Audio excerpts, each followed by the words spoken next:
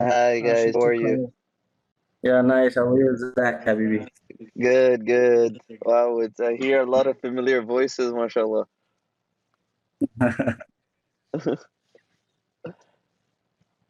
Hello, guys. Guys, I'm still Yeah. outside, so I'll be doing the call from the car. Okay, that's Yeah, just what an entrepreneur looks like. Just like giving us the vibe exactly. about. That's great. Okay, guys. First of all, thank you all for joining us today. And before we start with Zach, because he's gonna be the first one before we start, we are just gonna hear our dear ISU president talk a little bit. He's gonna give us some kind words. So, so Ahmed, if you're here, Yeah. okay, great. Good evening, teachers and all of the participants. It's my beautiful everyone for beautiful night. Thank you, I see each and every one of you for being here with us today and for coming to our event. It means that since but she's still doing our first one day. You meet all of you, and we sincerely everyone is doing well. Today we are lucky to have five outstanding guests: Laura, Sonia, Zalax, Norina, and Zach. I would like to express my sincere appreciation to all of you who generously accepted our invitation and came to share your experience with other students. For the benefit of all, thank you so much for your time, guys. I would like also to express my genuine appreciation to Bant and Anastasia, Deputy of Volunteer Department, for organizing and arranging this seminar. Thank you both for your excellent management of what is going to be a successful and highly stimulating seminar.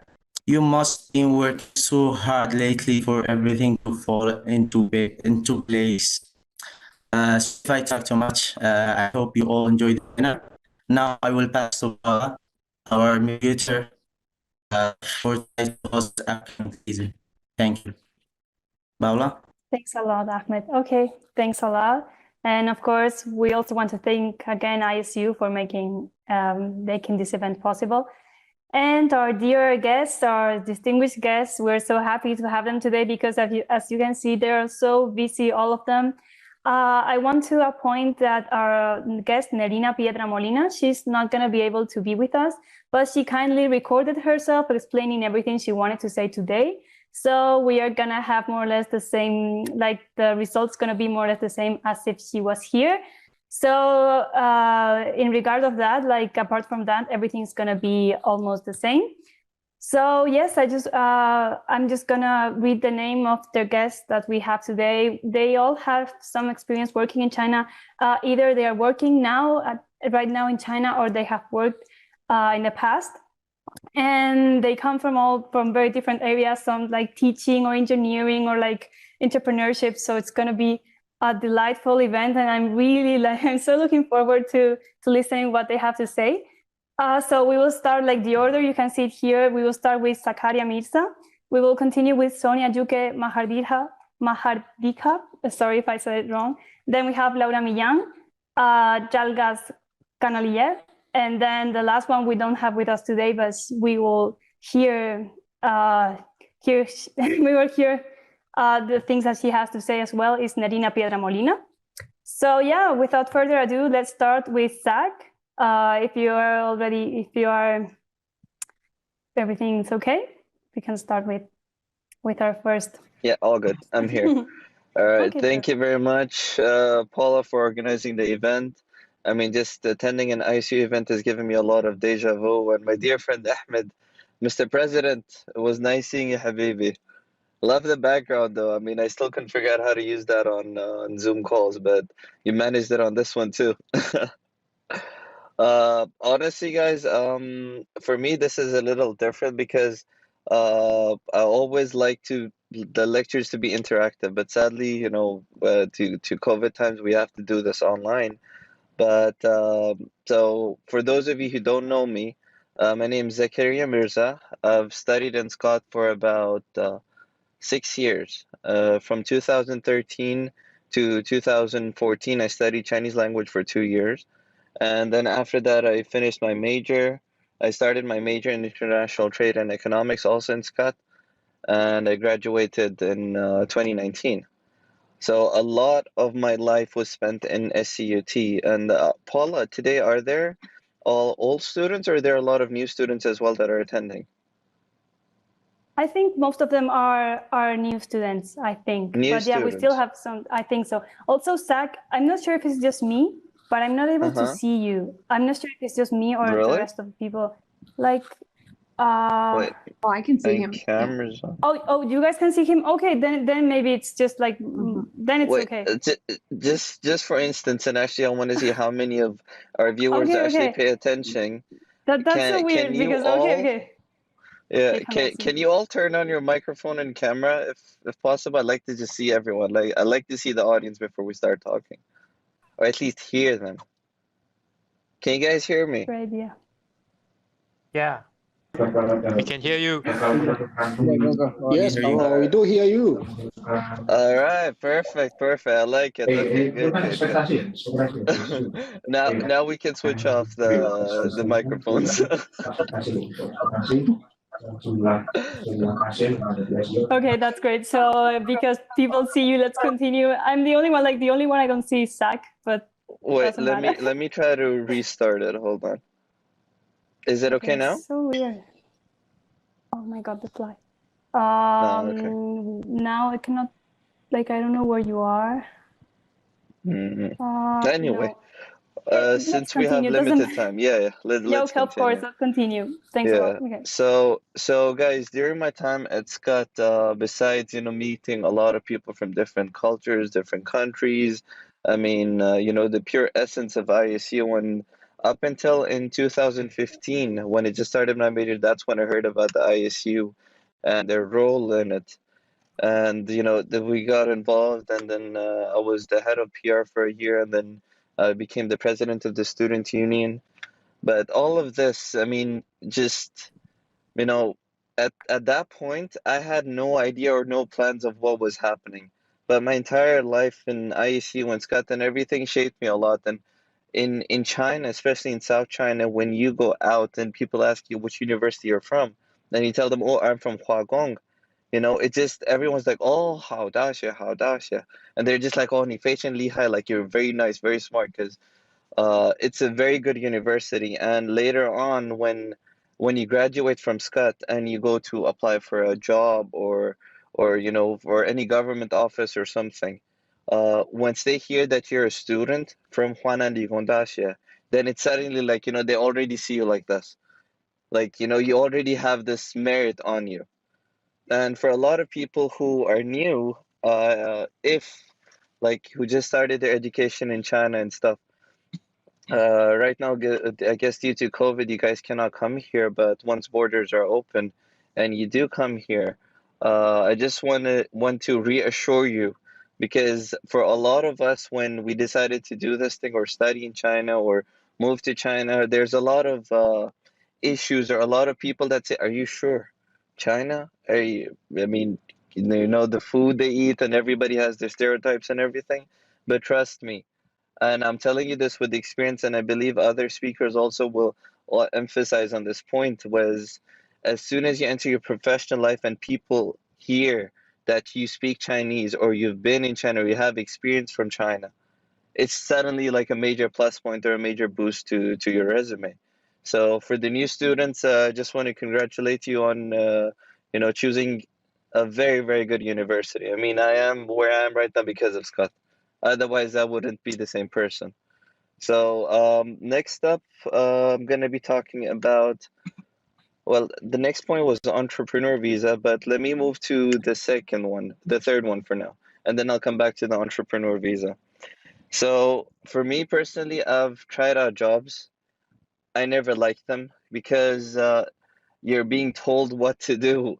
And, it doesn't matter. Sometimes, I mean, of course, I'm not saying all of them are bad, but there are a lot of times where you're working so hard, but in the end, what you're getting is this. I mean, you work your entire time, you have to listen to your boss and everything, but in the end, you're just getting this. That's it. And being a foreigner in China, I mean, just that itself is enough. I mean, you have so many resources on hand. All you have to do is connect the dots. Where are you from? Okay, I'm from Kuwait and Pakistan, a mix. So, for example, from Kuwait, I know that everything over there is imported from China or from other countries. We only export oil. So I just let the word out. Hi guys, I'm in China. My friends, my schoolmates, everybody. You just put the word out and slowly you're studying. But on the other hand, this thing starts moving. And the more you do it, the more, you get the benefit out of it. And this was one of the major reasons. And even when I was studying, I was slowly experimenting with these things. But then after I graduated, I was like, I can't do a job. I mean, I tried and it just wasn't for me. I'm not that kind of a person. I want to make my own schedule and carry out like that. So that's why I decided to go into the business. And of course, it sounds good. It sounds really nice, but there are a lot of challenges on it as well. For example, when I graduated from SCUT, I went to register a company and they told me to register a company, you need to have 2 years working experience from the date that I graduated. So if I graduated in 2019, I need to have 2 years working experience right after that. And recently there's this new visa, which is called the entrepreneur visa. If you get that one, it can go from a period of 6 months to 3 years. Once you have that, you can get your visa for that period of time. And it's basically more of a preparation visa. And one of the main reasons why I was able to get that one for 3 years was because of Juan Ali Contasio.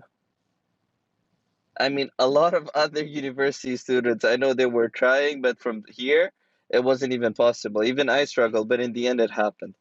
So later on, I think Jalgas will also explain further on other options for the visas and stuff. But yeah, so going back to the business part. Besides this, some of you might be aware, but I'll just mention that there's also a lot of incubators, and even our university, SCUT, has incubators, startup incubators, where they have competitions, they even provide investments at some point. So it's basically a very nice place for you to gather all of your resources. If you have a business idea, go for it. Like, just don't think of it like, oh yeah, I want to do this, but then, after that, be like, nah, it's too hard. I'd just rather chill, or like, oh, I don't think I can manage it. Guys, I'll tell you from experience, and I always advise this to everybody. All right? When you go on in life, the only thing which haunts you or comes back to you is regret. Have no regrets. If you have a business idea, if you have a thought, oh, actually, this thing might work, try it out. It works, well and good. It doesn't work, you tried. You know it doesn't work. It's not like you're going to think, if I did that. No, just go for it. And being in China and with SCUT and everything, it's a very good opportunity. And the government right now too, with this entrepreneur visa, for example, it's basically a plan to keep foreign talent in China, so that once you graduate, a lot of people, they finish their education, they go back, right? Some of them stay back to do business. So some of them get jobs. But now the government is slowly making policies to make it easier to keep this foreign talent inside the country, because China wants to move forward with other services as well, not just import export of goods, right? So obviously you will have a lot of challenges as well. Besides this, I mean, I would highly advise you speak Chinese or learn Chinese if you want to do business or have a startup project. If not, then have a team member from your startup who speaks Chinese, or a staff member. But you would have to have that language. You cannot just say, oh, yes, I'm going to do business from China or in China, but I don't want to learn Chinese. You cannot do that. One of the, actually, even when I was studying Chinese language, I still remember it was my first week in China, and I already went to visit a factory. I was just curious, and I went over there, and it was actually an order for my father. I'm talking with them in English. I didn't speak a word of Chinese at that time. It was just like ni hao and xie xie, and I just smile. That's it, nothing else. And I'm talking with them, and suddenly, after a few minutes of them talking to me in Chinglish, they suddenly switch to complete Mandarin, and they're talking about my goods in front of me, and I have no idea what they're saying. I mean, that was just pissing me off at some point. And of course, I mean, I can't blame it or I cannot say anything. I mean, they have every right to do that. But for me, it was just not settling. So then I was like, you know what? I am going to learn Chinese because I need to at least find out what they're saying. Little do I know, they're saying like, oh no, give him a high price. Yeah, let's give him a high price or give him a bad quality. How would I know? And that's what really motivated me to learn Chinese. And I still know there's a lot of people who study Chinese for a very long period, but when it comes to speaking or interacting with people, when it comes to spoken, sometimes they still feel shy. I mean, I have some friends that read and write Chinese much better than me. I'm still not good at that part. But what I can do is have a conversation with a person, get to know them, at least, you know, spend them some time with them, get to know them. So what I would advise is if your major is Chinese, really pay attention to that, but most importantly, practice when you go outside or when you meet some people. Or if you're in your country right now and you cannot come to China, then make some Chinese friends over there. I mean, their population is huge. I'm pretty sure you'll find Chinese people in your city. If you don't, that would be a miracle. And yeah, pretty much that's it. And a lot of questions again when it comes to starting a business. A lot of people they ask me is, how do you get that first client, right? Why do I kind of feel like I sound like an Instagram ad, and later after all of this, I'm gonna say buy my course. I'm not selling you guys a course. I don't have a course, all right? But I'm just advising you from my experience. And yeah, so landing your first client, all right? This is one advice I give to everybody. Guys, if you're in China, you speak Chinese, or you have links in China, just use word of mouth. Tell your father, your uncle, your friend's girlfriend, your ex-girlfriend, whoever you can. Let the word be there that you're in China, whatever people need, you can supply it. That's it. And always be honest. You don't have to be those kind of people who are like, oh yeah, so this guy wants it. Okay, he wants this thing. I'm gonna accept the order, but I'm gonna give him something else. He won't know the difference. You don't want to do that. Focus on the long term. Even if you don't make enough right now, you know that, oh, I can just, give him some other quality and then make some quick money on it. Do not do that. If you want to do this for the long term, focus on honesty, focus on everything based on principles. This is how it is, this is how is that. Whatever they want, get it. Of course, you'll earn slow, you'll earn little, but focus on economies of scale. You get more orders, you combine them all together, you have a stable source of income. Right? So just something to have that in mind. And the last thing that I would advise, since we have very limited time, the last thing that I would like to add would be the circle of friends you have around you. I mean, in the university, you're gonna meet a lot of people. Some are partying a lot, some are chilling. I'm not saying partying is bad. I mean, I party a lot too. But it's just, you need to stick with your balance. And on top of that, slowly connect with, uh,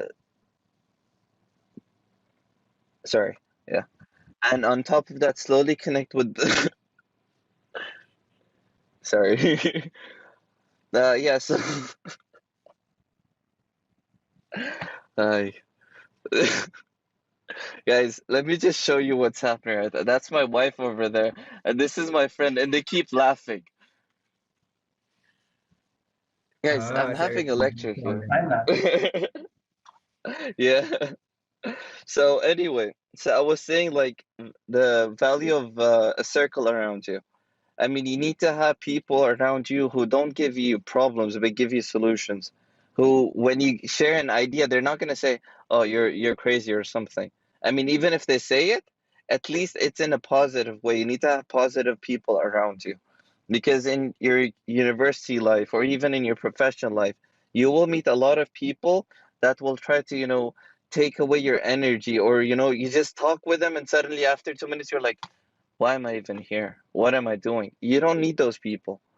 Surround yourself with positive people. That's what I would highly advise. People who are like-minded. You have a vision, or some speciality or something. Surround yourself with those people. Always interact more and more. The bigger your network is, the more resources you will have. Hello? Yes, I'm in China.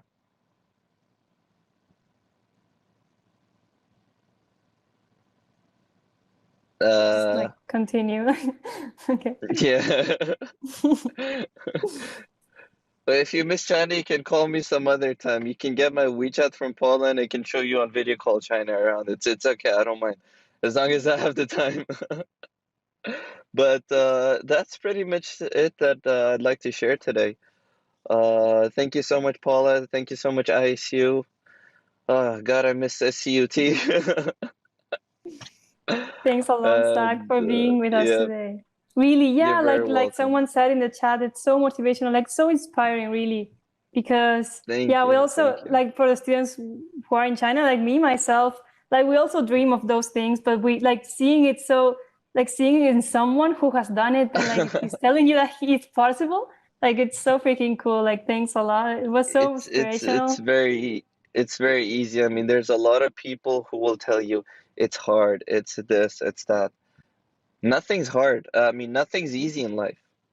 Yeah. You will face challenges, whatever you do, even if it's, I still remember the first time I tried to cook by myself, and that was a huge challenge. And it tasted horrible, by the way.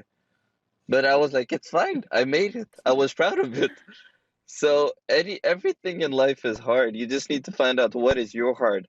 At least when you're doing that, it's not a burden. That's it. For sure. Really, like such a Right. pleasure to have you today with us. I'm pretty sure you inspire like lots of people because yeah. Thank you very much. Thanks a lot. I'm glad I could help.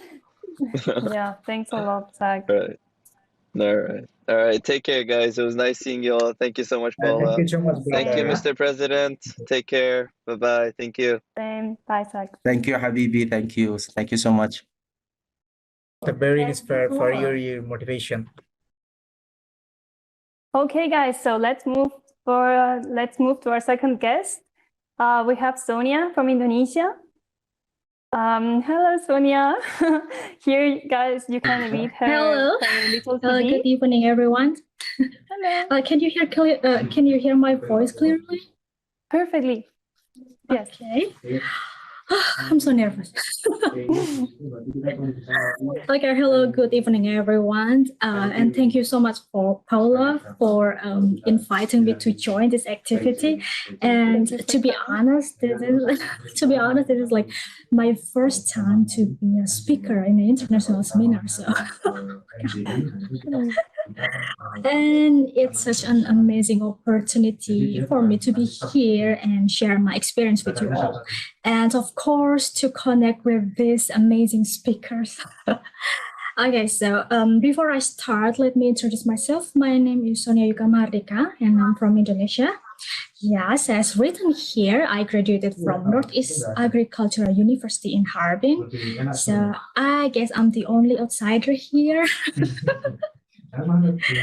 Okay, right now I'm working as a laboratory assistant in a biotechnological company based in Harbin, and I'm currently engaging in a stem cell culture. If you ever heard about that stem cell, then that I'm doing now. Okay, and I would love to share my very tiny experience about working in China. Seems like it's just a few months I've been working in China till now. Okay, first of all, I want to share about how I find a job in China, and I want you to know that there are a lot of job opportunities here in China. It's just like you need to find it and you need to looking for it. And based on my experience, I was using a website and then from Guide in China, from WeChat, and also an app called Boss, BOSS. So I was using the three of them, like eChina City's website and Guide in China from WeChat, and an application called Boss, BOSS. You can search for it. Okay, first of all, I had to fill all the information on those website and application, like my degree, my certificate, and what kind of job that I'm looking for, and yeah, etc. It's just like a brief resume of yourself, but still you need to prepare your real resume as well. And based on my experience, I did it both in Chinese and English. So because like first, I just had my resume in English. But after that, the companies that contacted me, they always ask my resume in Chinese. It's true. So I have no choice. I had no choice, and I prepared it in both English and Chinese. And then for the e-China cities and Guide in China, they're gonna send you vacancies that you may interested in by email, and then you can apply it directly from the link that they send it to you by email. And for both, like it's an app. It's an app that the job seeker could searching for a job, but also the company could searching for the job seeker too. So you can see the company's profile, like the information of the company, the offers, and everything, and they could see you too. So that's why I told you to fill all the information and in detail. So they're gonna see you and they're gonna like you because like all the information that they needed. And after that, like you can leave a message that you're interested in the position. Like for example, I'm interested in the position and this is me, like that, and they're gonna reply you and ask for your resume. So in my experience, I send it both Chinese and English. It's also it's an advantage, like to show off your language skill. Like you can do both Chinese and English, it doesn't matter. And if you pass this step, they're gonna invite you for an interview. All right, interview. Our second season. I want to share about my interview experiences. Okay, so I had a lot of interview experiences, like not only one time, of course, until I got this job. And I suggest you to, I think like the same as Zach told you guys, like learn Chinese, and I suggest you to do the same. Like learn your professional term, like your major term, deeply in Chinese, because like it's really useful during the interview. Like for example, me, I'm a microbiologist, so of course there are a lot of microbiology terms that we didn't learn it back in HSK course, right? So you need to learn it by yourself. And of course, like I had to introduce myself properly, like my latest degree, and then from which university I graduated, and then the topic of my research, and also my skill. Skill. They mostly ask about your skill because like they want to see whether you're fit in the position or not. Like the skill here, it can be everything. Like for example, and now is like software, for example, like you're skillful like using this software, and in my case it's about microbiology, so bioinformatics software or website like that. So just tell them, like show it to them that you're skillful. And also they ask about research and what kind of instrument I've been using. And some of them, they also ask me about like, what if I'm in a kind of situation and what will I do? Because they want to know the way I'm thinking. They want to know how can I deal with that kind of situation. and all. And the last one is about salary. Yes, they asked me about the salary expectation, and in my opinion, like you don't need to be shy to put a standard of yourself, to put a standard of your salary expectation, because I mean, that's how I saw him for the first time. He came to freshmen and did this orientation lecture kind of thing. Sonia, like who is, Yeah, is someone talking? Like, yeah, I think someone is talking. I think it's Alamut and like shameless and like I'm gonna ask Anastasia to shut down their mics. All right. Okay, can Sorry I continue about that. now? It's Of okay. course, Doesn't matter.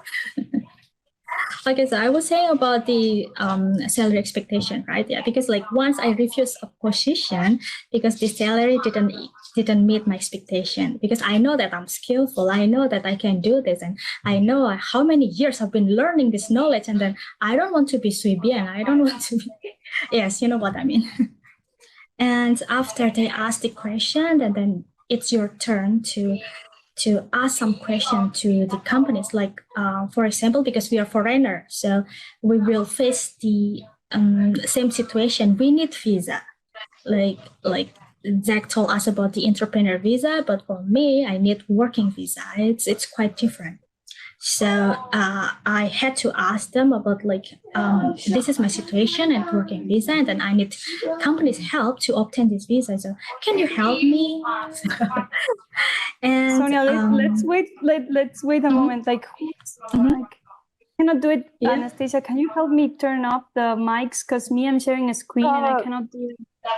It is Like, turned off. I don't know. but like it's Nabila and then Alamud and then like some people that have it turned on. Why think. I don't really? feel like everyone turned it off.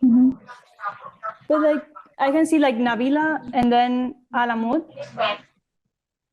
Really? Why I can Yeah. see this? And also like Revaldo. I can see 3 people. Okay. It's like it's so annoying. Like, oh Can you send me a screenshot, Okay. please, in WeChat of them? yeah. Like okay, let's continue. I'll send you on WeChat. Don't worry. Okay, Sonia, sorry. Let's continue. Okay. It's okay. All right, so till what was that?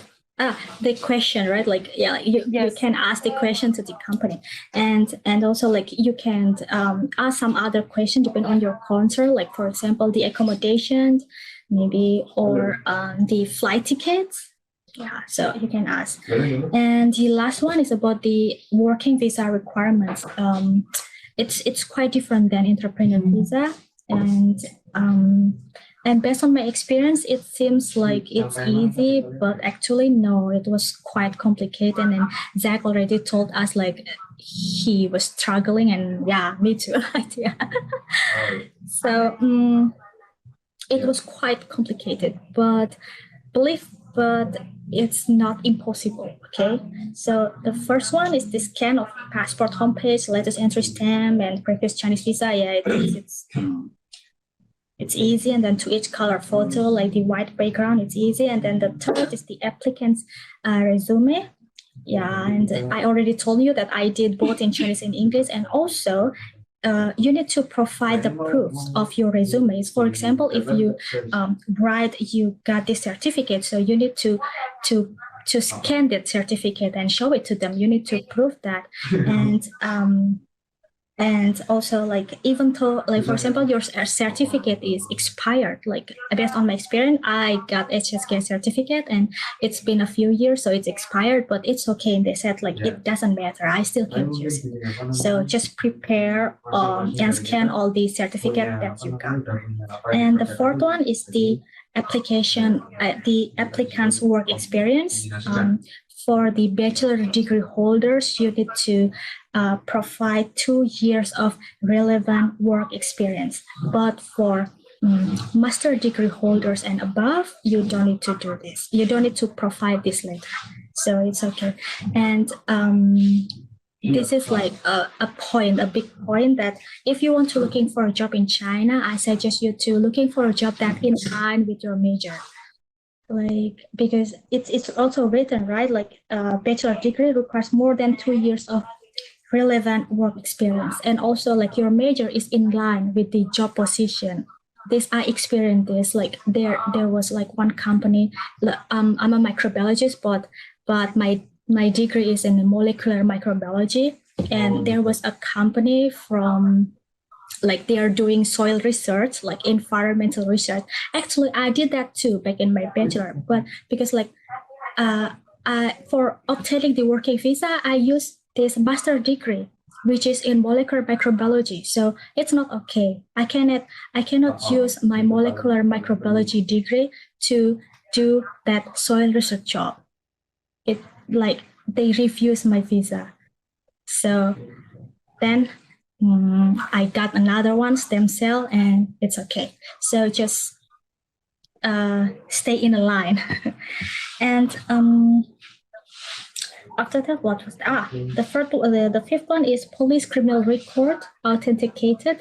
It depends on the rule of the country, but mine was need to be authenticated by first the Minister of Law and Human Rights, the second the Ministry of Foreign Affairs, and the third one from the Chinese Embassy. It's really complicated, but it's not impossible.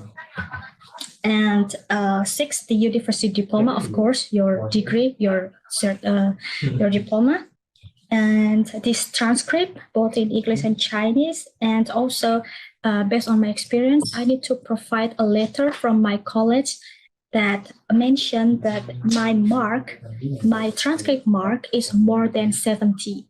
This is the rule if you are looking for a job in China. It's not a GPA, okay? But, you know, like in the transcript, there's another mark, like 70, 80, 60, and that average, it should be more than 70 or 75.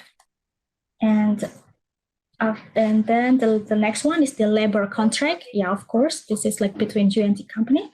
And the medical examination report, you're familiar with it. And 9, the proof of non-battery course provided by the university. And the last one is business license of the employing company, like to open an account for hiring foreigner, for hiring you. Oh yeah, all right, I think I talked too much. So that's all from me. Thank you so much for listening. If you have any questions, then you can ask at the end of the seminar. Thank you. Thanks a lot, Sonia. Sorry for the noise. We already kicked out the people who didn't like, but the noise is still there. We don't understand. Like, we have Kevin. If Kevin, you can close your mic, please, and also Jianghan, and also like, we're just kicking out so many people, but the noise is still there. Oh my God. It's okay. It's okay. We're sorry for that, but thanks a lot, really, for your experience. Like, I feel like everything you shared, it's like so practical. I took some notes. Yeah, because it's like, yeah, so practical. And yeah, thanks a lot, really. Thanks a lot for being with us today. And let's hope we fix the problem with the noise, because, oh my God. Thank you, Sonia. Thank you so much. Before we start with Laura, let's try to fix this thing. Like, who is talking? Please, Adel. Like, everyone, like, if you don't close your microphone, you will be kicked out. Like, so please do. Thanks a lot. Thank you guys for cooperating. Oh my God, it looks like it's fixed. Okay. Looks like it's way better now. Oh, thank God. Laura, how are you doing? Okay, hello. Hello, Paula. Okay, so thank you so much as well for organizing the event. I've prepared, thank you to the organizers and to the speakers. Sonia, it was very interesting to hear you speaking, and I have lots of questions about what you do, and it seems very interesting. So I've prepared a small presentation. I don't know if I can share my screen. Please let me know if you can see it. Can you see it? Oh. Yeah, I can see it. Yes, we yes, can see. yes, perfect. Yes. Okay, perfect. Great. Okay, so here we go. So I'm gonna try to be quick and stick to the 20 minutes. And today I would like to share with you a little bit about my personal story here in China. I'm currently based in Shanghai. My project, which is She Incubator, the one that I'm still currently involved. And since Paula was telling me that your students and some of you are outside of China, I just wanted to give you my personal view about the current situation in China and some final tips regarding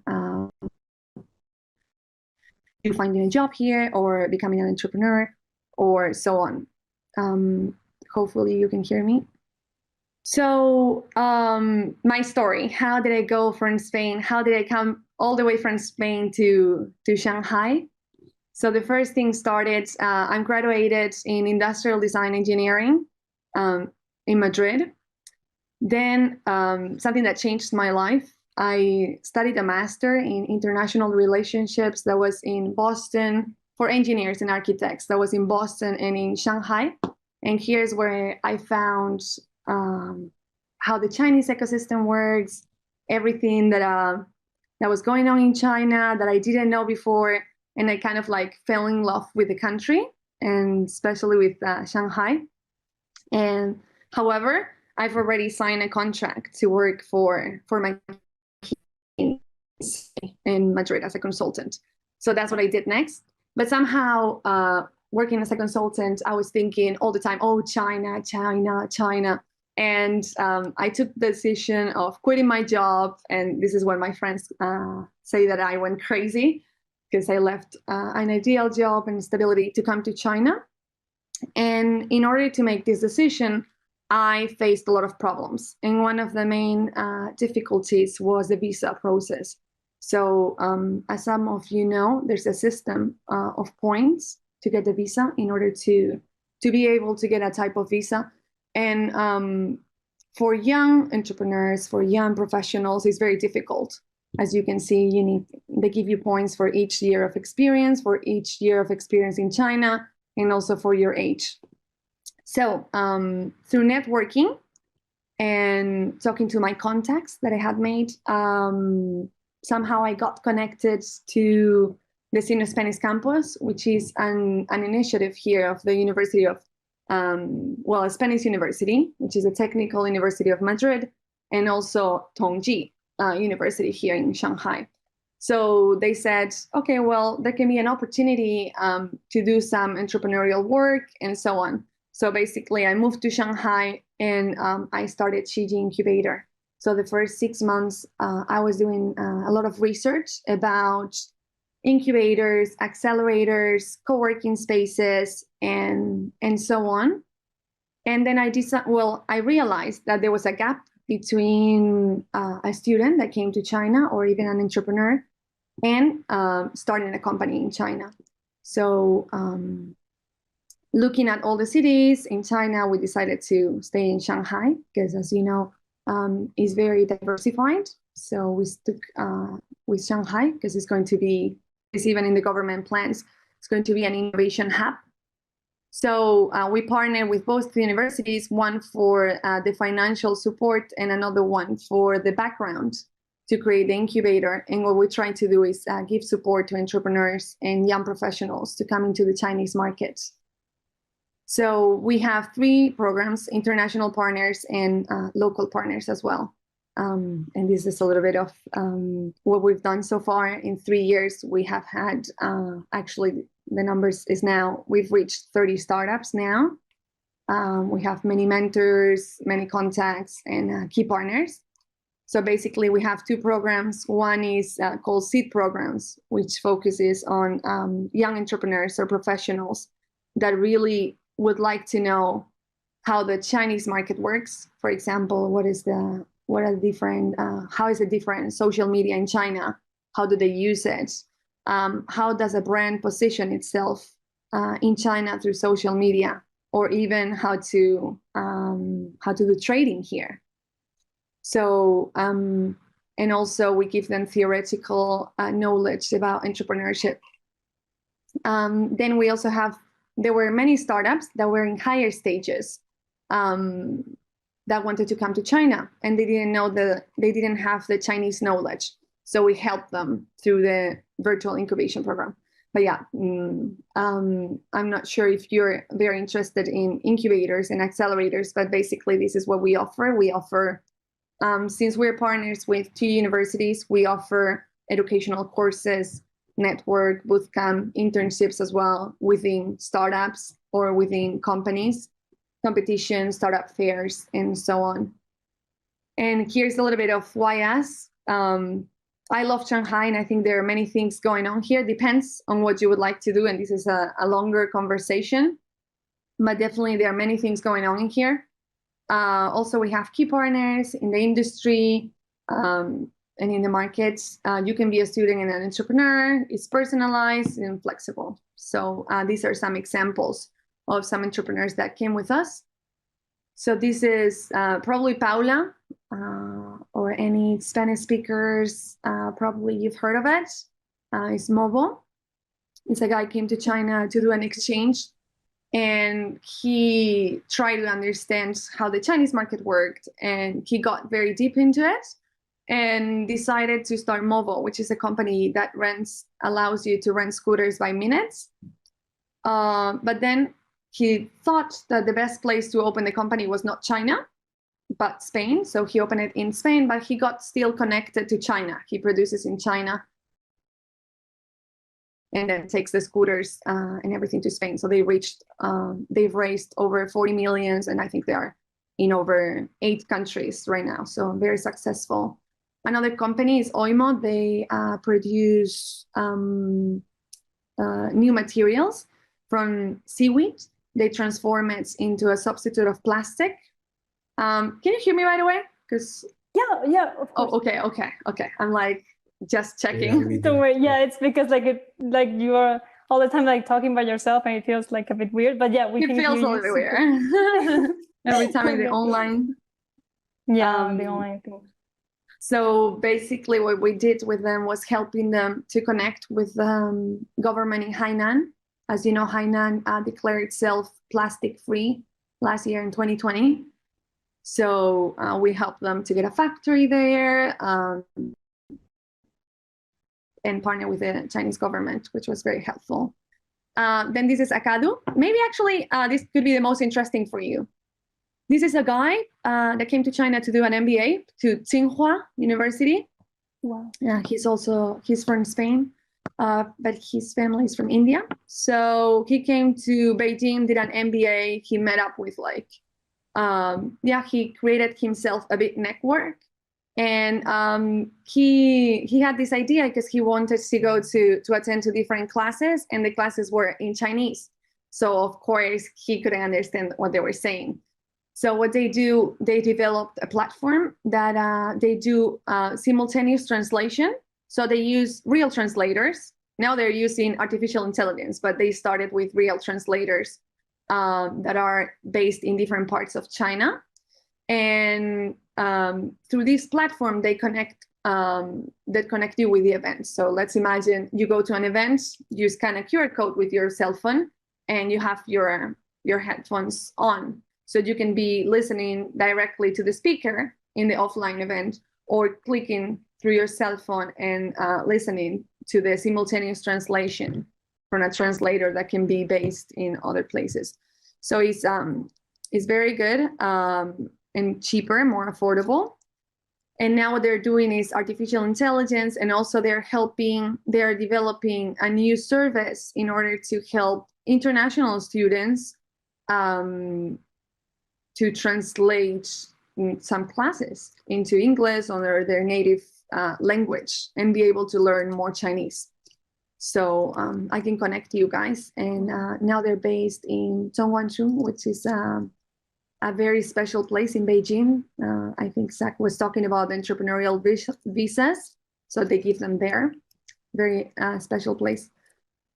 Okay, so this is related to the university because I'm currently managing the incubator. I started the incubator, but I also work for the university. I teach at Tongji Daxue. So if you come here, if you ever want to come to Tongji, let me know. Oh, I will send you my contact information later.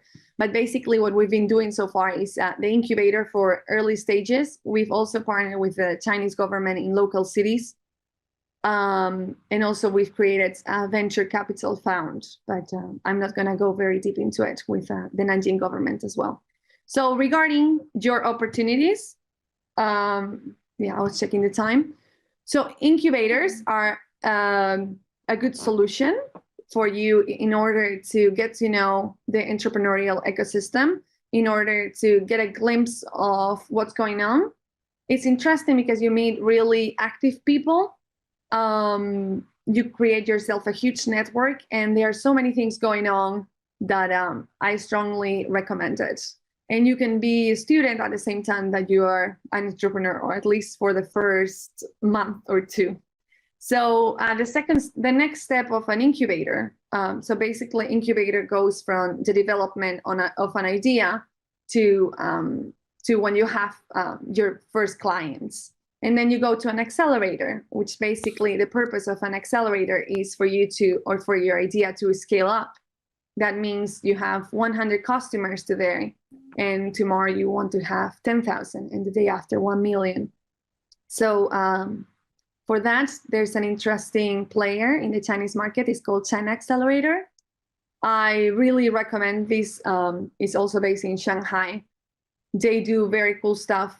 They're amazing. They belong to SOS Venture Capital. So also it can be an opportunity for you to become an entrepreneur or to work for a startup as an internship. So how do you get to know these kind of things? So I think you can follow them on LinkedIn and follow us as well.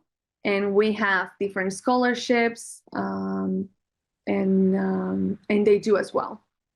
Depends on the program. We can give money sometimes to the startups or not, and they do as well, taking some equity. So now I've talked a little bit about my personal story. I've talked a little bit about Shiji Incubator and incubators and accelerators. I can send you a list if you're interested of the ones around China. But now I'm going to talk. I wanted to talk to you about some practical stuff. And this is my perspective. So difficulties to come to China now. This was me 3 years ago, 4 years ago when I wanted to quit my job.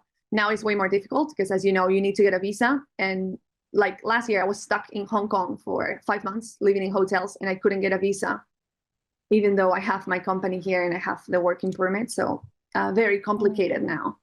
You also have to find plane tickets, which is crazy. Very complicated, get through like medical test.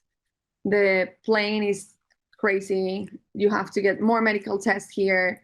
Go to a hotel for 3 weeks or 2 weeks, and then another 2 weeks at home, and get more tests. So not because everyone before I was like listening to everyone, and everyone is so happy, so positive, but actually China. Every time it's more difficult to come to China and to stay in China. And I'm sorry that I have to be the one saying this. I wish I could say, oh, it's so everyone is welcome. No, but we need to understand.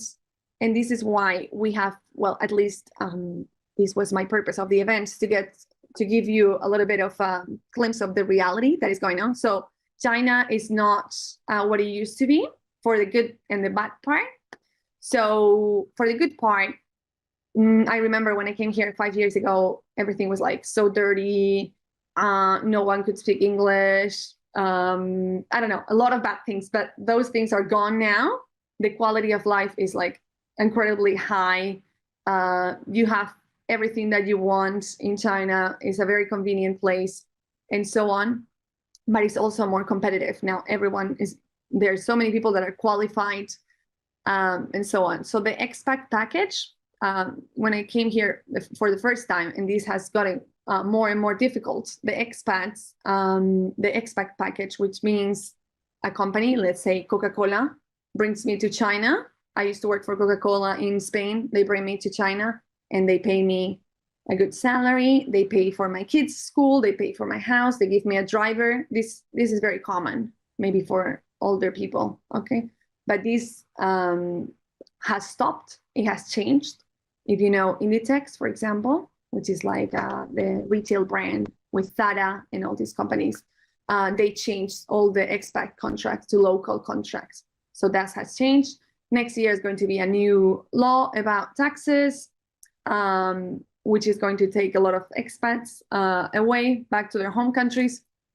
So just for you, I know that most of you are not interested in expat packages, but it's for you to know the new reality.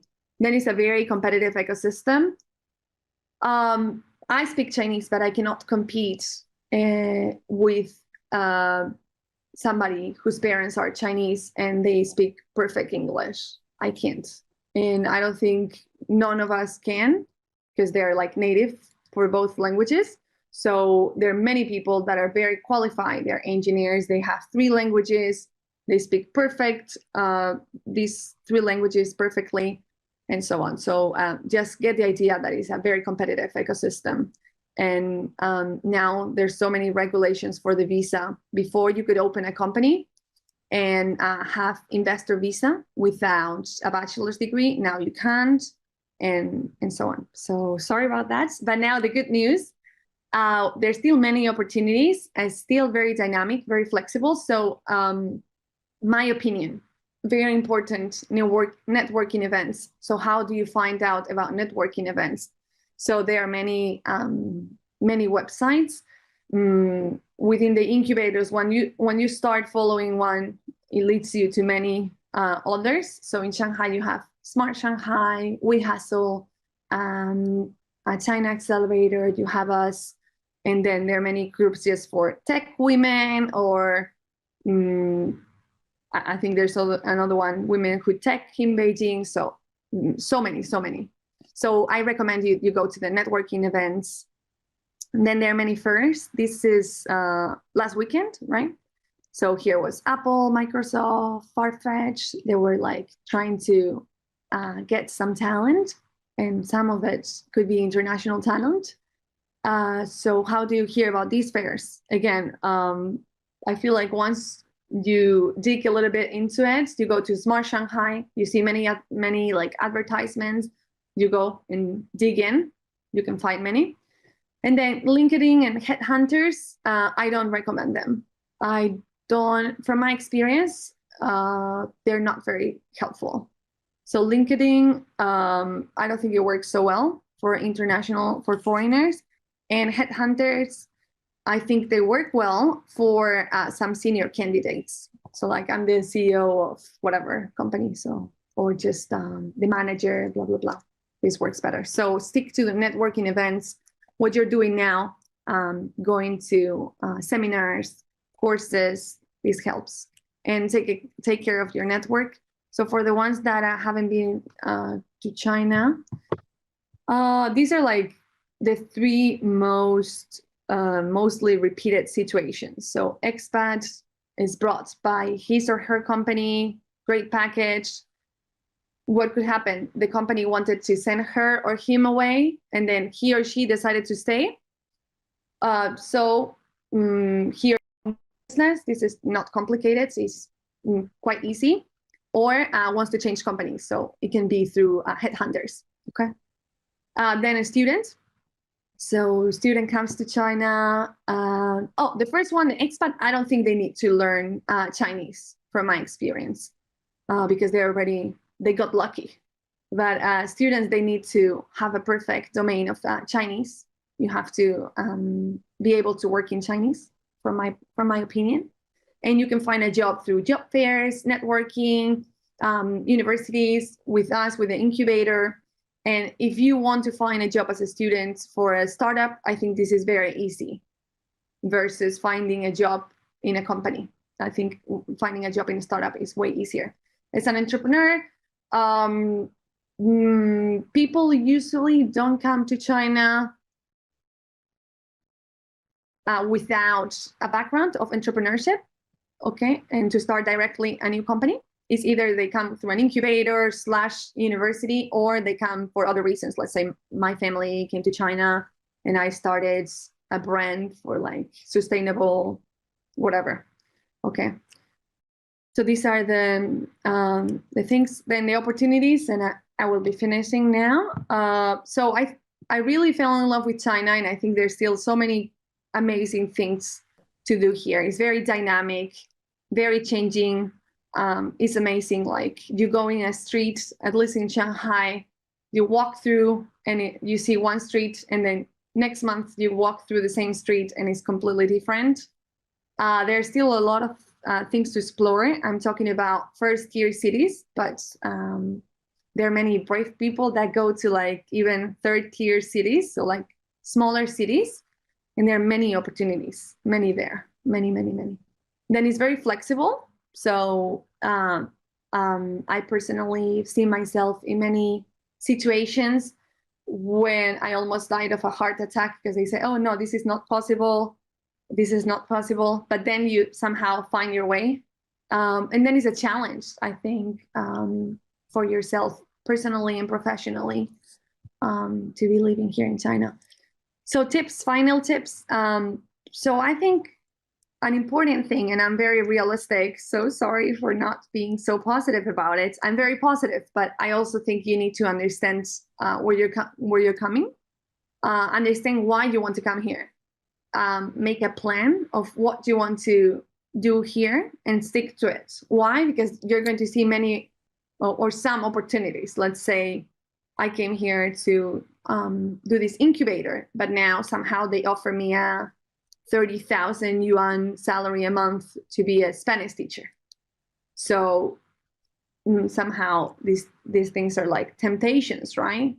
But I would recommend you stick to the plan, because that's what you came here for, and you will probably succeed like that.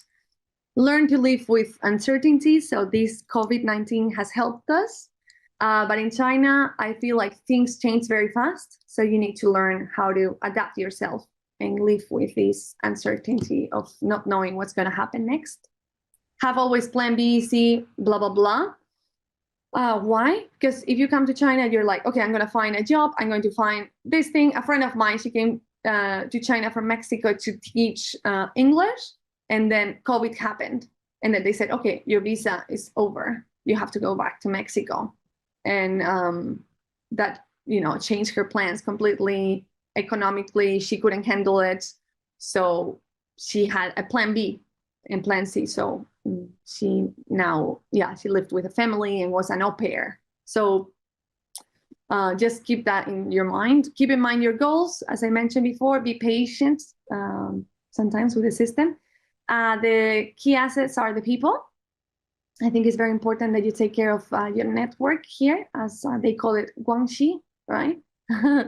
And look for institutional support. I think what you guys are doing is great with your university.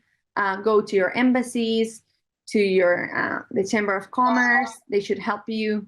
Don't go alone. Go to also incubators and accelerators, of course.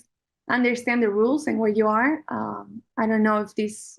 I have to always tell my students, my international students, this, because you really need to understand the country where you're staying at. So otherwise you can get really in trouble and the consequences can be serious, and think twice again.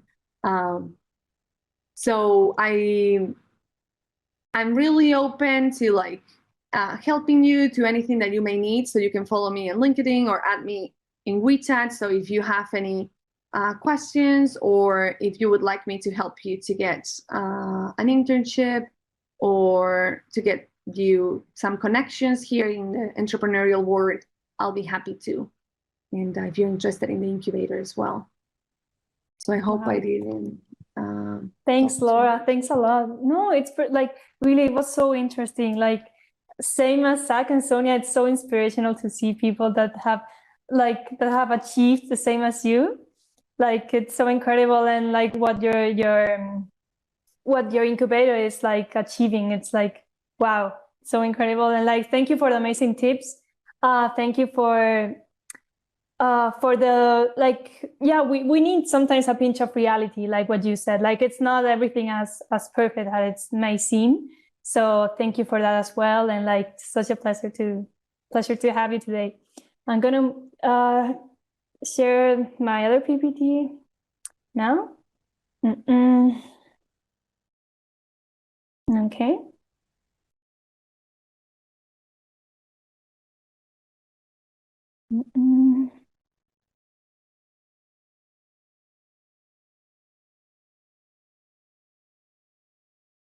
Okay, so moving on to our next guest, we have Jalgas here with us today. Hello. Hi, hello. Can you see me? Can you hear me? Perfectly. Clearly? Okay, I'll try to open my oh yes, screen. You have your own PPT. Okay, so we guys can kind of read. Yeah, simple PPT. It's just yes, let's just very myself. quickly like read a little CV of Jalgas, and then I will I'm gonna turn off the screen share. Unable to share. Is someone sharing? Okay. No. Okay, can you see the white screen? Yeah. Yeah, that's Yes. all. A small my PPT.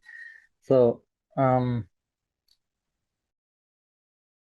want to thanks you, Paula, for this opportunity. Thanks ISU and SCUT. So I'll start with short introduction. So hello everyone. My name is Rolvas, Chinese name Zhao Li. I'm from Kazakhstan. I was SCUT student for 7 years, and 4 of them I was studying in Daxiaocheng, which is South Campus, and 3 of them was doing in the Wushan Campus, which is North Campus. I was doing the master there. Also, I have graduated last year in 2020. So during the school time, I've spent like such a wonderful time by taking part in lots of different activities. And always, it always seemed to me that SCUT is the most active school in Guangzhou. Also, I want to add that I was ISU member as well. Sometimes I was in, sometimes out, in the South Campus, in the North Campus.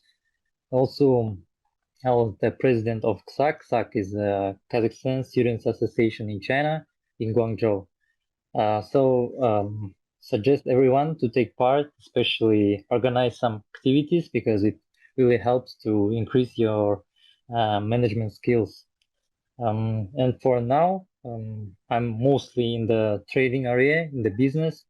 Also, I'm representing and doing operations for startup in Horizon Next. The startup product is a device, which I have right here. It's a device which can help BVI. BVI is like blind and visually impaired people. It helps them to learn Braille language. So for example, where you can see this language, just in elevator, lift, you can see the buttons 1, 2, 3, 4, 5, and you can see the dots. So this is the Braille language. And the device name is Braille Teach. Yeah. So my speech is mostly about for people who are willing to stay in China, who want to like get hired in the Chinese company. And I would like to start with the internship part. So first of all, if you're looking, I have my speech on the phone because it's easier for me to make my thoughts more clearly. So I'll be reading most of the time. So first of all, if you're looking for a job in China, you need to find an internship first, especially if you are graduating as a bachelor student. Why? Because it can help you with the visa process and the working permit process.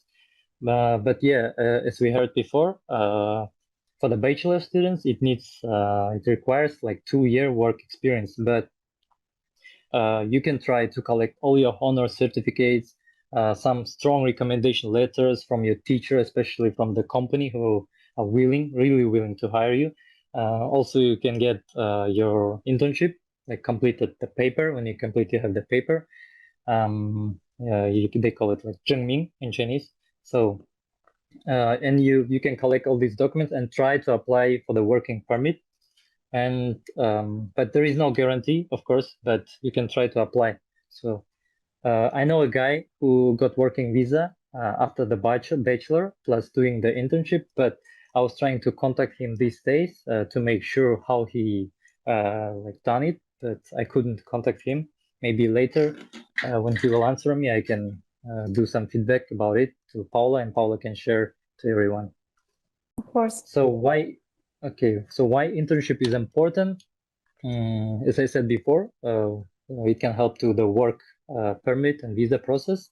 So I'll not repeat it again, but I will add that bachelor students who cannot get the working permit, they can try first to apply for the entrepreneurship visa, which Zach mentioned before. And then after that, you can try again to apply for the working permit and the visa. So the next part, why internship is important, obviously is experience. Experience is very important for you, for everyone. I don't know if I translated it right. I just wrote stand out from the crowd. Just wanted to say that need to be different from the crowd. So obviously it will be like big plus for you, because before graduating, you will have some real experience, which will help you to find a job, or just can be, at least it can be just useful for yourself. Maybe you will go back to your country, you still can use the same experience, the same like paper at least. So yeah, so in my opinion, the best way is when the same company you have completed your internship will hire you for a job, because like the company and the new employer, they just get connected already, they know each other. So it's the best way actually, because if you will get your internship in one company and then go to another company, the possibility that they will hire you is a bit low. Maybe they will ask you to do the internship again, which is like time wasting as well, but it's not a big problem, of course. Experience is very important. Otherwise, when you graduate and you don't have internship experience on your hands, there is very low possibility that some company will hire you. So I'm moving on. Yeah, you can see the screen, the popular meme. I think everyone saw it. I will not say for every country, but especially in my country, it's a truly fact, the true fact. Yeah, and it is what it is. So next one. When is the right time to look for the internship? I'll say that there is no time limit for it, but of course it depends on your knowledge. If you're like able to do the internship, and then usually like second year and third year, mostly students are busy with their classes, and only on the last year they are like quite free for the internship. But I want to add that if you have more time, try to complete more than one internship. No need to do it because school requires it for your graduation. Just do it for yourself. Do it for your own experience. Yeah, as I mentioned, the time. Also, yeah, possible. It's always possible to talk with the company. So if you want to do the internship, for example, in the third year, and you have like 3 days of the classes and 3 days you are free, so it's always possible to talk with the company to manage the time according to your school timetable. Especially now, I think for people who study like outside of the school, who live outside of the school. I don't know if you have online classes now or no, but if yes, I think it's very useful time. You can be in the internship place and like have the class at the same time. Also it depends if the company like willing to do this, but yeah, I think it's still very useful time management. So I'll move on.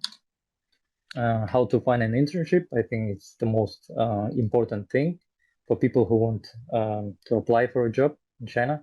But as I mentioned before, internship the first, then job. So the first one is ask your teachers, ask your supervisors, major teachers, faculty teachers, School of International Education teachers, all the teachers around you. Why them? Because teachers, most of the time, they have connections with different companies. And sometimes those companies will look for those teachers and they're asking like, hey, do you have any students who want to complete the internship? Because it's like something like by government, there is a law, I think, that some companies need to hire internship, like students for the internship. I'm not sure about it, but I think I heard about it. Yeah.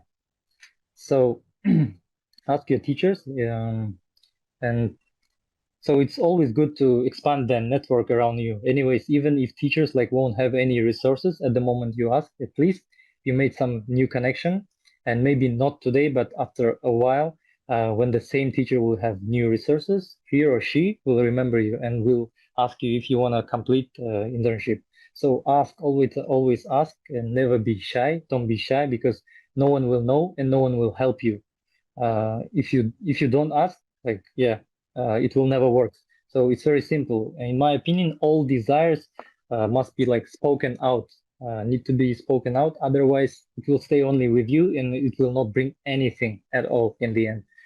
So there is a real case. As I said before, I know one guy, he's also from Kazakhstan, and this is the way how he found his internship. He was asking, he told me that time, I was asking, how did you find the internship?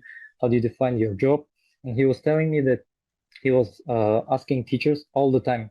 It was not like once or twice. He asked many times, and in the end, he got his internship. And as a result, like after all, he was hired by the same company. And as I know now, he's doing very well, often visiting different countries for business trips for his company. So we finished with the teachers stuff and going next for the job fairs. Job fairs, actually now with the pandemic stuff, I'm not really sure how it is now. Are there any job fairs? But this way was like very helpful for me at that time. So before I start my own case, I would like to say that it's important to know which job fair is suitable for you, because there was one day, it's a real case, because there was one day with two job fairs at the same day. One was like full in English and the second one was full in Chinese. What do I mean, like in English and Chinese? The poster was in English, the second poster was in Chinese the same day. So I'll just divide English and Chinese to make it easier. So English one was outside of the school. It was in the city center. It was in the hotel. And the second one, like Chinese, it was in the school territory, in the stadium. So at that time, I was very confused which one I have to choose, because the English one seems to be more serious. I thought they will be hiring foreign students for the job. Also, I was thinking, yeah, it looks more serious, you know, hotel. They will be like air conditioned. It will not be very hot at that time. But at the end, I decided to stay in the Chinese job fair, and it was the best decision I made on that, like the night before the job fair. So, how did I know it? On the same, like on the next day, and there was some students coming back from that English, coming back from city to school, from that English job fair, and they told me that it turned out that that English fair, they hiring only people for the like English teaching. And I was like, oof, it was my best decision that I didn't like waste my time by going that place. So the next one, yeah, so make sure to choose school's job fair. Yeah, I think I wrote it here. Yeah, so make sure to choose the school's job fair, especially SCUT. Why SCUT? Because, you know, it's not a secret. SCUT is very powerful university and has strong connection with different companies. And I believe many of you heard, like when you go outside, you heard these words. You have some simple networking, simple connection, and they ask you, hey, hello, where are you from? And they ask you, where you study? I was thinking in Chinese, like, where you study, and you answer, 华南理工大学, and the reaction is always like, 哇,那么厉害, 哇, 985. So 985 is like the top. It means like top university. Very cool. So yeah, so always try to choose the opportunity of going to school job fair first, and then check the other opportunities. So for me, it was the most effective way to find an internship, but it was not so easy at the beginning. In total, I visited 2 job fairs, one in Dashircheng and one in Wushan campus. Only in one of them, I found internship, real internship. I got many, like not many, just several opportunities, but I chose only one. at the end. So in my first job fair, I was very disoriented because it was, big football stadium. Just imagine Taishecheng students, the stadium between football stadium between first and second canteen. Wushan students can imagine the West Stadium, which is also very big. So, and it's very hot weather. And that time there are lots of companies with different booths, different tents. And you need to start in the morning. You're getting sweat while you walk from one booth to another, while you stay in a queue, because there are lots of other students as well who are want to find a job or looking for internship. So, but all of this is just small problems in compare what I experienced a bit later. But maybe I'm just doing that problem too big. But at that time, yeah, I felt a bit not confident. So when I got my first booth, my first interview, everything seems to be okay, like some simple questions, asking different stuff, but there were some specific questions and I was not able to answer to them. Actually, nothing special, very simple question. But that time, I think I was not focused. I was not ready. I just didn't expect to hear this question. And, it's always possible to use the creativity and ask. I'm not in China. I can see the response. So it's always possible to see your creativity to answer any question, but at the time, I was not prepared. So I remember the question was something like, what is your dream? And that time I was like, why are you interested in my dreams? Can't you just hire me? Yeah, so I just stuck. No, I didn't say it, of course. Yeah, it was in my mind that time. So I just stuck at that place thinking like what to answer. I just throw in some unconfident words, stand up and left the job fair and never came back again. No, I'm kidding. I just sold out 旁边. I went out from that booth and went to the next one. But after that, I discovered that some of the other students, like standing next to the different booths and mumbling something all the time, and they seemed a bit tension. And as a result, it turned out like I came over to one of them to listen to hear what they were talking about. As a result, it turned out they were repeating their speech for the interview. So like preparing for the exam, preparing for the literature, poetry stuff. And I understand that those HR make template questions for everyone, and also understand that I need to change my strategy of looking for internship, especially after that question about the dream, which make me think that, make me feel like what I really want and what I'm doing here and what I'm doing on this planet, actually. Yeah. And I realized that I need to change some things, like change my way, my strategy of looking in an internship, because I'm foreigner here, something not really working for me. So I did 3 things, or maybe 4. So first, according, this is the picture I prepared, but I forgot to show about, maybe, I think, it was my problem that about the question about to the dream. I think I was just not listening well. That was not very focused. So the first one, I decided like what I want, according to what I studied and what is really suitable for me while I'm in China. Also, what I'm more into. It is the international trading. It's not a secret, because that time it was the only thing I had experience with. That time I was already doing some outsourcing for my clients and in other countries. So after I made the decision, I went like to the next step. I found the big stand, entry of the stadium. There is a big stand with all company names on it who are taking part in the current job. And I made like my own list. According to the names, I tried to understand which companies probably do the international trading. So after I made my own list. I go to the last step. No, it's the third step. There is one more. I go to that step, and it was kind of like game changing. It's not them who will be asking the question first. It will be me who will be asking the question first. So I started to visit all the company booths from my list. I enter and directly like, 你好, 你有做外贸吗? Which means like, hello, are you doing the international trading? Yeah, and if they say no, so I didn't see any real reason to stay in that place. I just like how, 谢谢, and then I leave, move on, go to the next booth. So if they say yes, I continue to ask them about their products, about the way of their selling, different channels, to which countries they sell as well, and so on. Also, the last part, which I did, like I was directly telling them about my advantages of hiring me. Like I was saying that I'm from, I'm from Kazakhstan.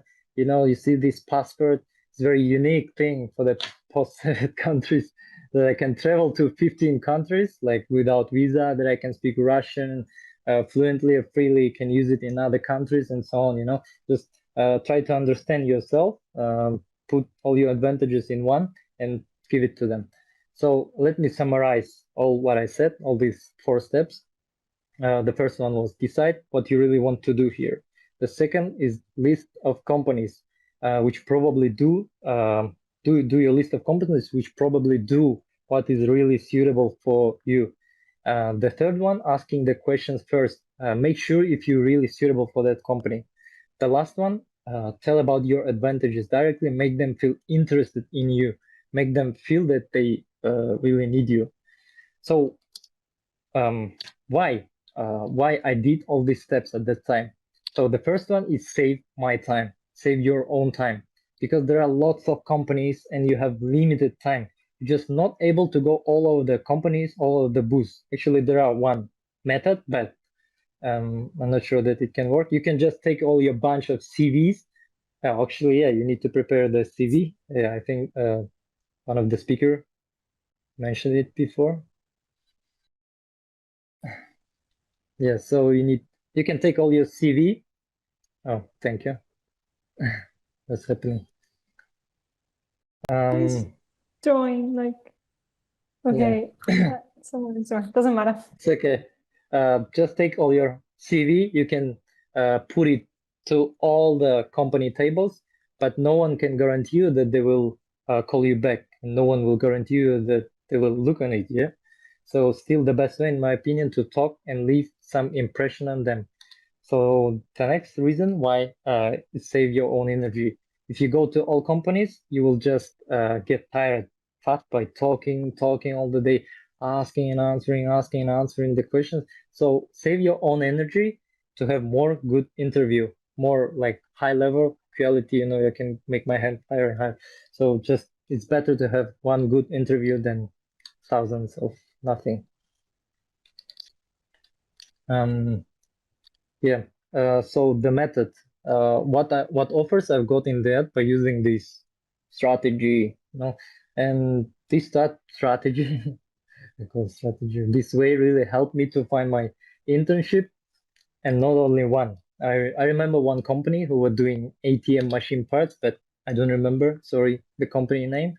They wanted to hire me directly, like for a job at the time, but didn't feel it's very suitable for me.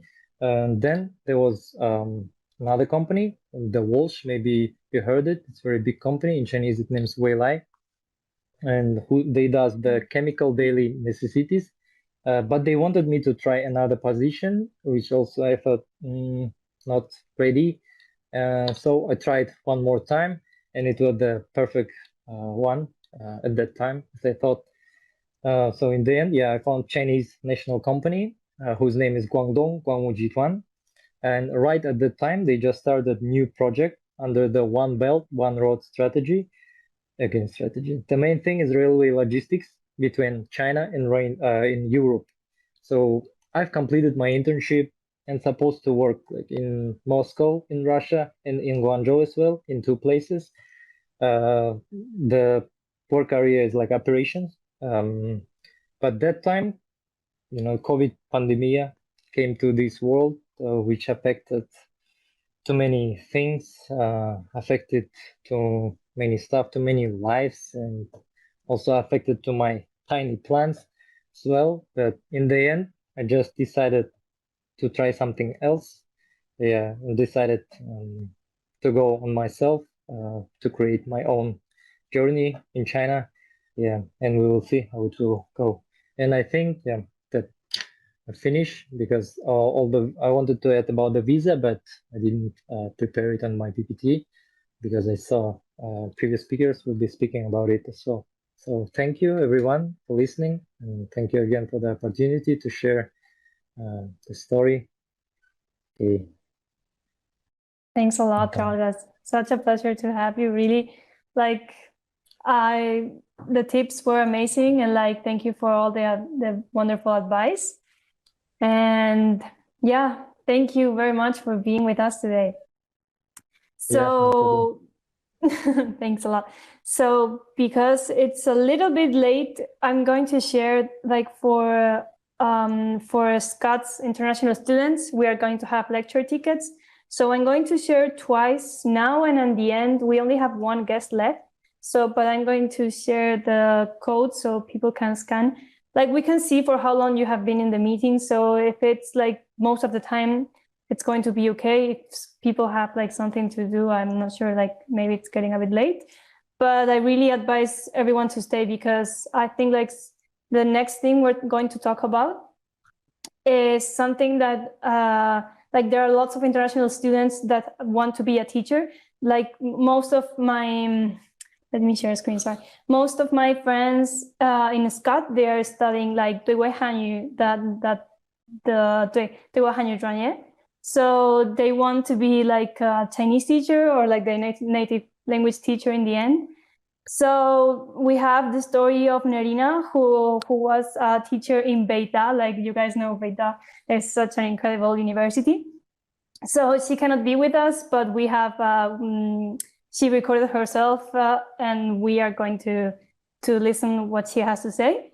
So you guys can first scan the code if you want, like a little to like 1 minute break. And I'll share it again in the end. It's just because I know that it's late in China and some people maybe have to work tomorrow or something. So yeah, don't worry, we will send it in the group as well. So don't worry about the lecture ticket. You're going to get it, doesn't matter. So yeah, let's continue with our last guest. Here you guys can read her CV. And yeah, I'm going to share with you guys the video that she sent to me.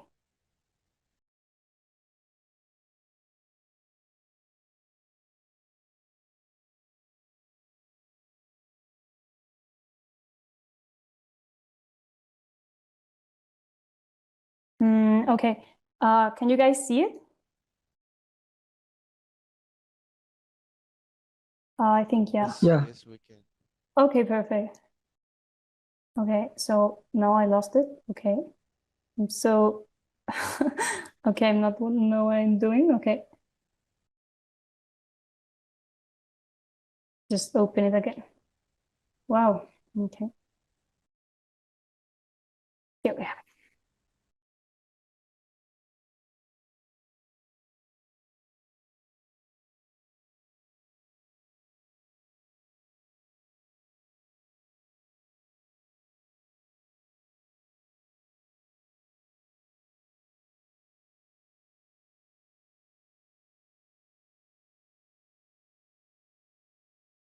Guys, sorry, can you also hear what my screen, like what I'm hearing? No. No, right? I can't hear. I think. Oh, wait, okay, yeah, because. You move your headphones. Okay, I'm going to remove the headphones. And also, I think it's because I gongxiang pingu, like I did it wrong. Sorry, 1 second, guys. Okay, gongxiang. And then, okay. I think now. Okay, should work.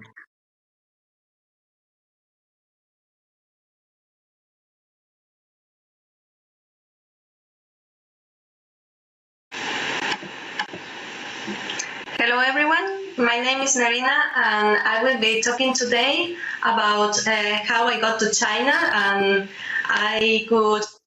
Sorry to stop, is it okay now? Yes, it's okay. Yes, there's. Okay, yes, thanks a lot. Thanks a lot. Okay, last guest. Hope you guys enjoy. And okay. Work at the university, specifically at the Peking University. So I hope that my my background and my experience is useful for you. By the way, if you have any doubts, you can contact me by this email, and I will be happy to answer any of your questions. Okay, first I will talk about a little bit about my background, because I have to say that I had some relation with China and the Chinese language. That's how everything started, and my interest in going to China started as well. So I studied at the University of Granada, the degree of modern languages and literatures. Specifically, I studied Chinese and Japanese. And I decided that I liked teaching, so I wanted to do some master's degree on this matter. So I studied the master's degree in Chinese teaching as a foreign language. And well, it was like, okay, this is fine, but I could do something more to know more about East Asian studies, China, etc. So I did my master's degree in East Asian studies.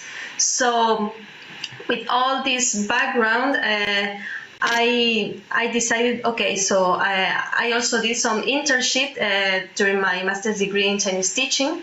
And so I decided that it could be nice to work as a teacher, but in Spain it's not easy to work, and work as a Chinese teacher is very difficult because only at the universities or in academies you can work as a Chinese teacher, because at the high schools we don't have Chinese as a language that we can teach. So I was thinking, okay, so my options are quite few, so I need to decide what to do. Luckily for me, my university, the University of Granada, had some internships and exchange programs that I could apply for and go to China somehow. So first, during my degree, I did this exchange program during one semester. And this was just for studies, Chinese language. And it was great, but it was very short. So I decided that I wanted to come back for sure. So I saw that my university had this assistantship program as well. It's only for 3 years, but you can go to the Peking University and work as a Spanish teacher. So I applied for it and I got it, surprisingly. And that's how I started working there as a university teacher. So before that, I must say that there were other failed options, not only because my profile wasn't the one that they wanted, but also because I wasn't very sure if this was something that I wanted to do. So, for example, there were some government assistantships, cultural programs in embassies, and volunteerships. For example, there were some associations. Maybe you know them, maybe you don't. For example, ISEC, IES Foundation. This one is quite famous, even in China.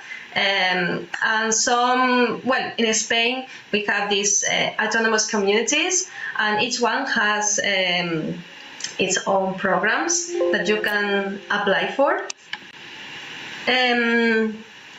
But as I said, they really didn't suit me, or in general, I wasn't the profile that they were looking for. So these are some failed options that you can also consider if you want to go abroad and to go to China to do some volunteerships, to work, etc.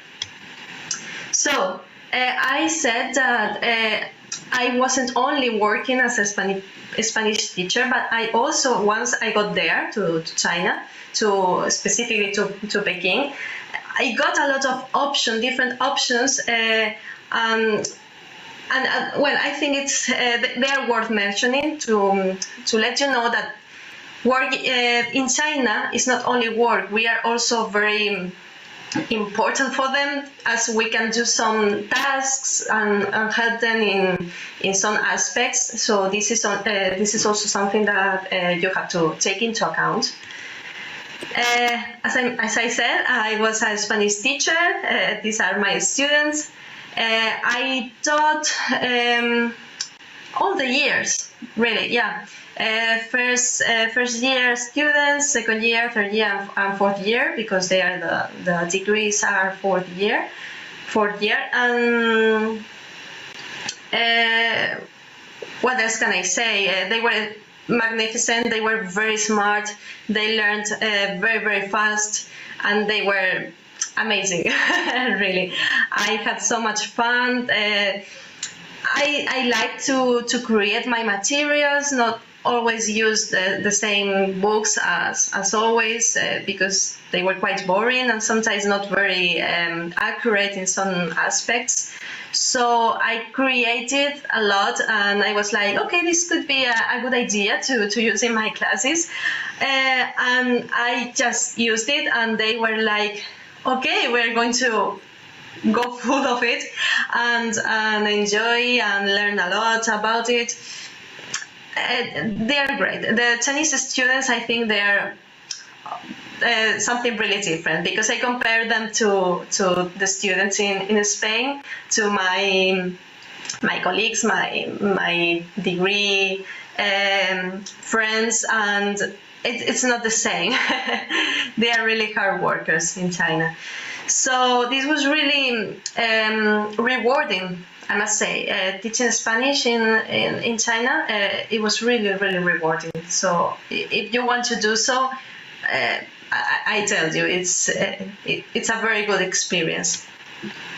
But not only working, they also prepare these huge parties. For example, this is a New Year party, and they are also very grateful. For example, they gave me this bunch of flowers, and I mean, they are very, very, very nice. And yeah, it's not only working, but also some activities that you can do, and the department can recommend you to attend to. This one is it was a party organized by the Department of Spanish and Portuguese, and as you can see, it was very big, because all the students were there, all the teachers, and it was really fun. But also, once you are there, not only with some relation with the university, you can also attend to other events, because specifically in Peking, there's a lot of things to do. For example, in the top picture, I attended to a translation event.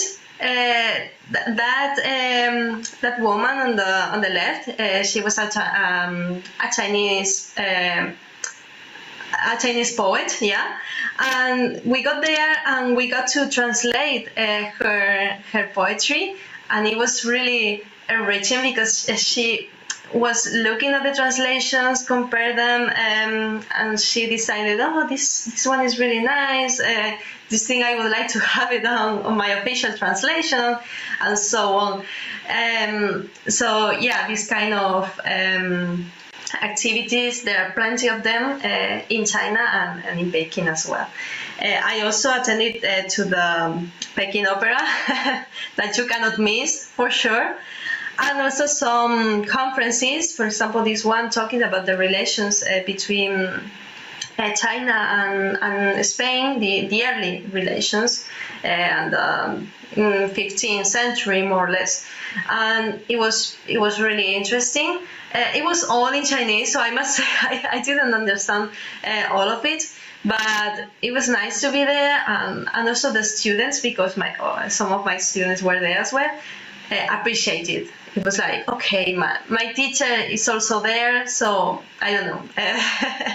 That's important for them. Also, I got to speak in some conferences. related to my research because I'm also doing some research about Chinese language. And not only at the Peking University, as you can see at the top left, but also in Singapore, in Shenzhen, and well, that one on the top right is also in Peking, but at the Cervantes Institute.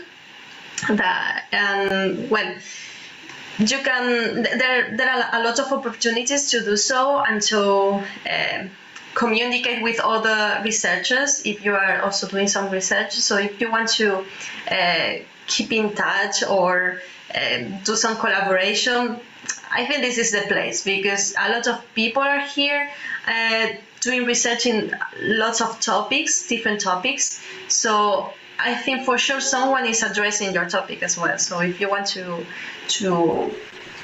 try it or to talk to someone about it, I mean, yeah, you can do it here. For me, it was very enriching in this regard. I also got to greet new Spanish students because as I was Spanish, they were like, okay, so it would be better for you if you greeted them, because you can understand them and say some little speech about how it's going to be the life in Peking.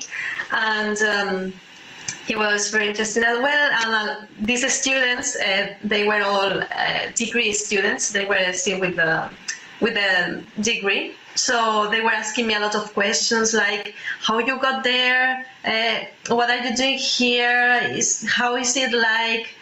And they were like in the end, oh, this is really nice because we can see now that we have some options, some opportunities once we finish our degree, because at first we were like, okay, what can we do after studying languages, just languages? In Spain, we don't have a lot of options. And as I said, if you have studied Chinese, even less, even fewer options. So yeah, this was also a very interesting experience. And as I said, I got to orientate somehow these students. So this led me to participate and evolve into orientation events. Like, for example, I participated in some podcasts talking about the Spanish teaching in China, or how is the online teaching, etc. And I also participated in a more official event by one research association between China and Spain, and I got to talk about this experience as well, how I was teaching Spanish in China, and if I knew more options for students like you to come to China and to do some research as well. So all in all, what did my stays, not only for studying and also for working, gave me? Well, if I need to sum up all the options, well, first, opportunities. Once you are there, a lot of people will contact you to do things. For example, one Spanish teacher would talk to me like, do you want to translate this text to the Spanish because you know Chinese, so you can this.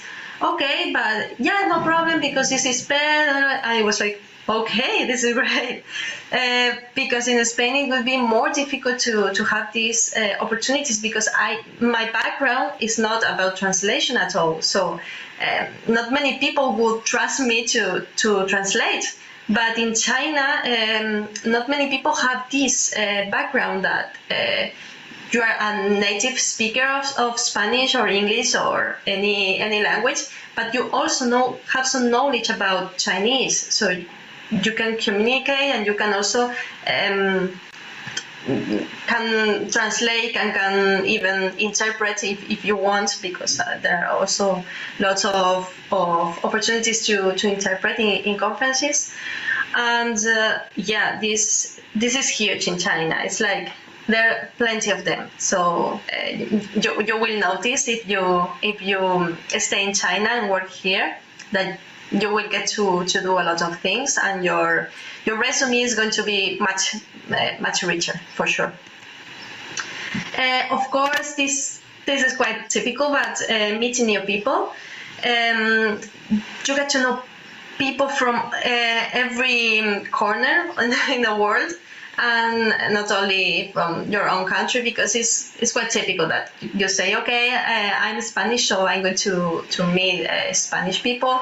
No, because there are people from every country. So and they also organize a lot of events as well. Like, for example, you get to try typical food from their countries, or their dances, more cultural stuff. And it's really interesting. I don't know if in any other place in China that's going to maybe this is more typical, more you can see it more in Beijing, in Peking, or even Shanghai, because other places maybe are not so foreign oriented.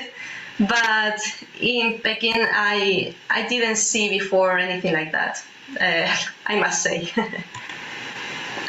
Discovering new places, of course. You can see something new every week. And even in China, that everything is changing all the time. You know that. So it's like you discover a new place every time. So I'm not going further with this, because that's something that you for sure know. Practice my Chinese. As I said, I already knew some Chinese before I got to China to work as a teacher. So of course, once I was there, I was a bit afraid, because I said, okay, if I'm going to teach Spanish, then maybe I'm not going to practice a lot my Chinese. But not at all, because everything is Chinese. So if you want to communicate even with a shopkeeper, or with another teacher who is Chinese, you need to use your Chinese. So I got to practice a lot. I got very fluent in Chinese. Sadly, once I got back to Spain, I lost it. But yeah, I also went to some Chinese classes to prepare to obtain my HSK HSK exam. So yeah, if you want to practice your Chinese, what can I say? You must go to China. Develop my career. As I said, my resume got much better once I got there, because I did a lot of things. And this leads to the last point, that I knew I discovered what I wanted to do, because I got to do so many things, like translate. I also did some corrections. I did some conference, some research. So I did so many things that I could tell what I really wanted to do, like for the future, for my career, what I wanted to do. So yeah, I think this is also very, very interesting at this point, because if you are not very sure now that you want to work in China as a teacher, for example, like me, you must know that even if you are working as a teacher, it's very likely that you're not going to work only as a teacher, that you're going to do a lot more stuff. So, well, what can I say? I really recommend this experience. Like, if you have the opportunity to work in China as a teacher, or as any opportunity that comes up, I really recommend you to go to China, because I think China is not like other place. You're going to be there very, very comfortable. People are very nice. If you have any problems, they're going to help you. This sounds typical, but that's true. They're very nice, and yeah, you get to know a lot of people, a lot of new things. This really broadens your mind. So it's a one lifetime experience. Well, I don't have much else to say. Just if you have more questions, or I don't know, you want to know more options to apply for, more associations. I have a problem with this word. Or anything in general, you can just address me by my email, and I will be very, very happy to answer them. And I hope this was somehow useful, but I don't have much else to say. So thank you very much for your attention, and good luck with your future career and with the opportunities in China. Bye. Okay, guys. So that was our last guest. Oh, I'm going to share screen again so you guys can scan the code. Sorry about that. Okay. Yeah, Paula, we can't hear you. I don't know why. Okay, thank you. So thanks, Anastasia. So yeah, thank you for being with us today. You can scan the code to get your lecture ticket if you're an SCUT student. Again, thank you very much for our guests for joining us today. Really appreciate their time. Like, they're so busy. Like, the guests we have today, they're so outstanding people that they had an idea in mind and they went to follow their dreams. So I was deeply inspired by them today. I hope you guys were too. Thank you for everything. I think our guests, maybe they already left. I'm not sure if they're here. I would like, if you guys are okay with that, I would like to take a group picture, like, if you guys want. I'm gonna stop sharing now. Don't worry about the code, we'll send it afterwards. So, okay, I can see some of our guests are here. Thanks a lot. So let's just something like, did you record the video so that we could because I missed some part of the around 20 minutes, so in the middle I just disconnected with the online. So is it possible to post it in the group? I'm not sure. Like, I think we didn't record. Like, I recorded some parts, but I think it's not gonna be possible. I'm so sorry. Okay. I'm sorry, but yeah, don't think it's gonna be possible. I think that we can share the PPT and the PPT of our guests if they agree. Of course. Yeah. Of course, yeah. So, okay, if you guys want to open your camera if possible, let's take a quick group picture and then say bye to our guests.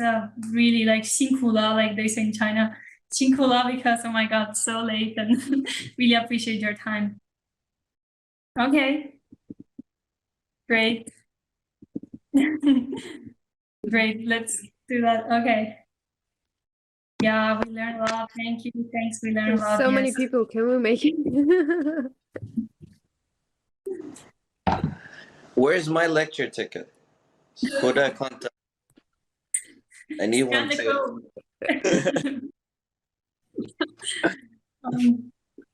Oh, I wanted to like, because it's like a bit late, we are not gonna do Q&A, but as Laura said, for example, we'll share her contact information. Same with Narina, she gave us her email. If someone has questions, please say it in the group and we will forward them to our guests. So please don't be shy and please do, because we have this amazing opportunity of these people that can really mentor us in this path. So yeah, let's take advantage of it. Okay, I think almost everyone is ready. So let's do like 1, 2, 3. Oh my God, one more. Oh. Okay, let's repeat. Okay, 1, 2, 3. Taking passport pictures here? Why is everyone so serious? Okay, I took lots of them. Okay, guys, thank you very much for joining us. Really good night, and yeah, thanks again our guests. Really super inspirational. Thanks. Bye-bye. Thank you so much. Bye. Thank you, Paula. Thank you, Thank Zach, you. Habibi. Thank you, everybody. I wish to see you soon. Bye, Sonia, Laura. Thanks a Bye. lot. Thank you, guys. Thank you for coming. 大家谢谢， Bye. 再见。